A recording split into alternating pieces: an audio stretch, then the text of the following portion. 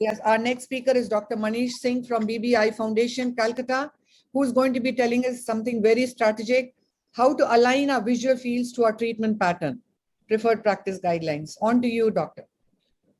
Good evening, everyone. Thank you, madam, and thank you, AS, for this opportunity. So in next 6 minutes, I'll be basically highlighting the role of visual field in glaucoma treatment plan. And as the topic is, I'll be sharing data from the EGS and the APGS guideline, mainly the EGS guideline because it's one of the most recent guidelines we have.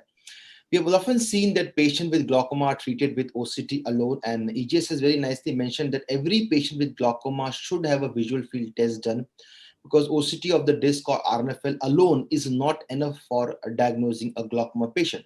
So every patient is very strongly recommended to have a visual field for every glaucoma patient.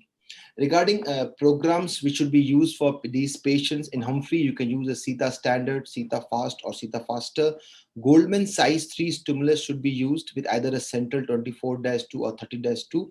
One point which has been highlighted that you should use the same strategy and the test pattern every time because then you can compare and see the rate of progression. Using different machines or different strategy won't suffice the purpose.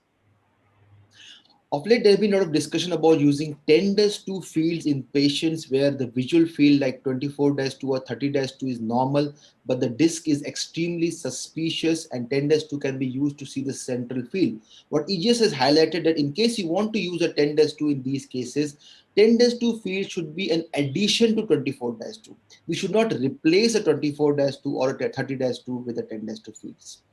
Coming to staging, visual fields are extremely useful. There are multiple staging systems available, but they have recommended the most easy staging system based on MD alone and which is acceptable for most clinicians, classifying patient to early and moderate and advanced glaucoma based on the MD. We also should know that worse the MD, higher is the risk of progression of glaucoma and higher is the risk of blindness.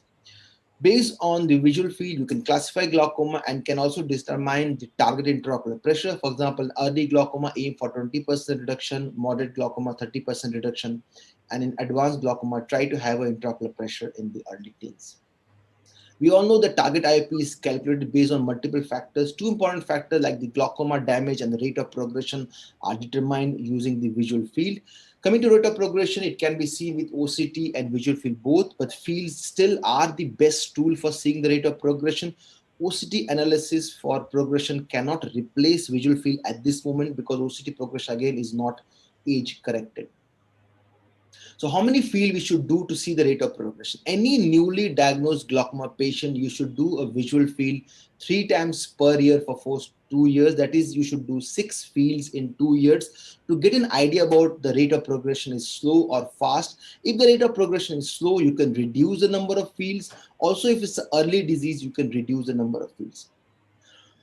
Also, it is important to classify slow and fast progression because accordingly, you need to reassess your target pressure and change your treatment.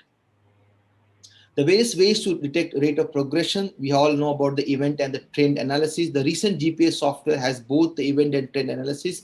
For example, we have the VFI plot or the MD plot, which shows the changes of the field over time to determine the rate of progression. Plus event analysis, you can have point-to-point comparison with the baseline field to understand whether it is in the likely or a possible progression. This I have taken from the APGS guideline. They have highlighted that whenever you're seeing progression, before stamping at progression, try to exclude these factors. For example, whether there's any learning curve or any performance issue, whether the patient has developed any new cataract or there is change in the pupillary size in previous or new examination, or maybe the patient has developed some new retinal disease or a CNS disease, or maybe overall the patient is not feeling well, the general health is not issue, and patient is not able to perform the field on that particular day.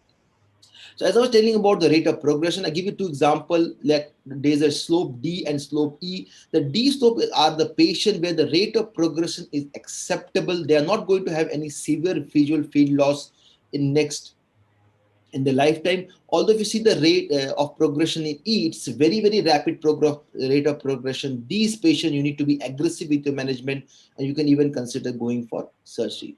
This is the last slide about short wave automated perimetry. Both APGS and EGS has highlighted that in current glaucoma practice, there is no need for doing a swap. There is no role of swap in glaucoma management. Recording in progress. To conclude, visual field definitely have a central role in glaucoma management because the quality of life depends on the field loss. And it is useful for diagnosis, for your staging, for planning your target intraocular pressure, to assess whether the patient is progressing or not, and also to understand the overall success of your treatment plan. Thank you so much.